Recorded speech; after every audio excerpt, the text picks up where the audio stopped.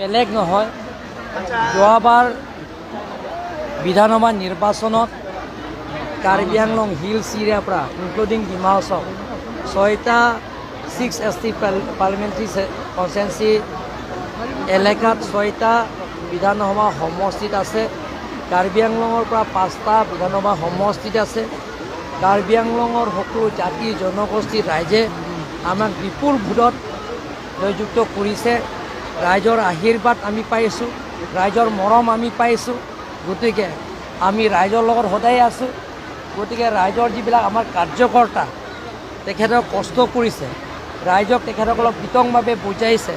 কেন্দ্ৰ চৰকাৰ ৰাজ্য চৰকাৰ নৰেন্দ্ৰ মোদী ডাঙৰীয়া দিয়া উপহাৰ আঁচনিবিলাক, ডক্টৰ হিমন্ত বিশ্ব শৰ্মা ডাঙৰীয়া দিয়া উপহাৰ আঁচনিবিলাক যে ৰাইজে পোৱাৰ কাৰণে আজি কাৰ্যকৰ্তাবিলাকৰ ভালকৈ সেইবিলাকৰ আঁচনিবিলাকক আমাৰ দুখীয়া পৰিয়ালবিলাকক দৰিদ্ৰ সীমাৰেখা পৰিয়ালবিলাকক উপহাৰ দিয়াৰ কাৰণে তেখেতসকলক কষ্ট কৰাৰ কাৰণে আজি ৰিজাল্টটো নিৰ্বাচনৰ ৰিজাল্টটো আপোনালোকে দেখা পাইছে।